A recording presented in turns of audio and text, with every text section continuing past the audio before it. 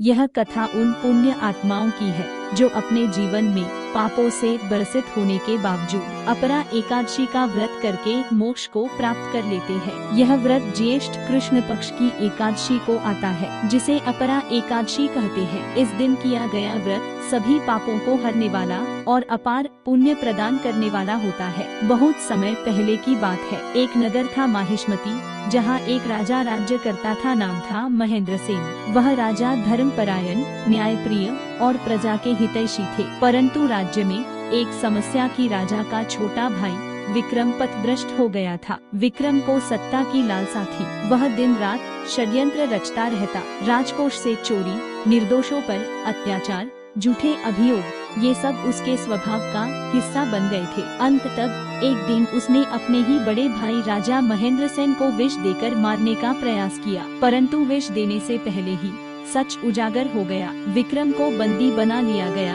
और नगर से निष्कासित कर दिया गया। वन में प्रायश्चित की शुरुआत। विक्रम वर्षों तक जंगलों में भटकता रहा। पाप, पश्चाताप और भूख प्यास ने उसे जर्जर कर दिया। एक दिन वह एक तपस्वी ऋषि के आश्रम पहुंचा। वह ऋषि अत्यंत शांत और दिव्य थे। विक्रम ने उनके चरणों में गिरकर कहा, मुनिवर, मुझसे बहुत पाप हुए हैं, क्या मेरे प्रायश्चित का कोई मार्ग बचा है? ऋषि मुस्कुराए और बोले, हे पुत्र, तुम्हारे पाप बहुत है, किंतु परमात्मा की कृपा असीम है। यदि तुम सच्चे हृदय से अपरा एकादशी का व्रत करोगे तो तुम्हारे समस्त पाप नष्ट हो जाएंगे। यह व्रत तुम्हें न केवल पापों से मुक्त करेगा बल्कि आत्मा को शांति और मोक्ष प्रदान करेगा। विक्रम का व्रत। विक्रम ने व्रत के नियमों का पालन किया। दशमी को एक समय भोजन किया, एकादशी को निर्जल उपवास किया, भगवान विष्णु का स्मरण किया, रात भर जागरण किया और भजन कीर्तन किया। उसने संकल्प लिया है, नारायण, मैं आपके चरणों में समर्पित हूँ, मुझे क्षमा करे और अपना शरणागत स्वीकारे। व्रत का चमत्कार। रात के अंतिम प्रहर में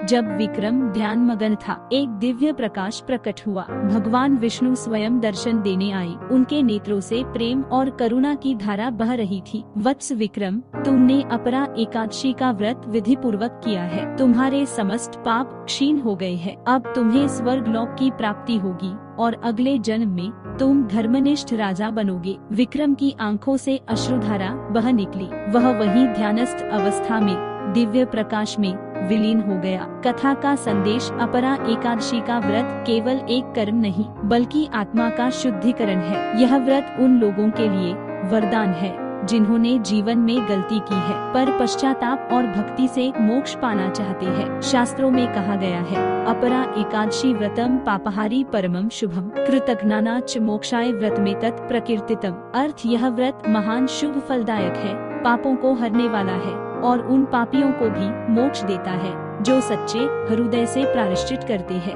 निष्कर्ष, अपरा एकादशी का व्रत मन, वाणी और कर्म की पवित्रता का प्रतीक है। यह व्रत मोक्ष प्रदान करता है और पूर्वजों को भी तृप्त करता है। यह कथा हमें सिखाती है कि कोई भी मनुष्य पापों से परे नहीं परंतु पश्चाताप और भक्ति से वह पुनः ईश्वर के समीप जा सकता है।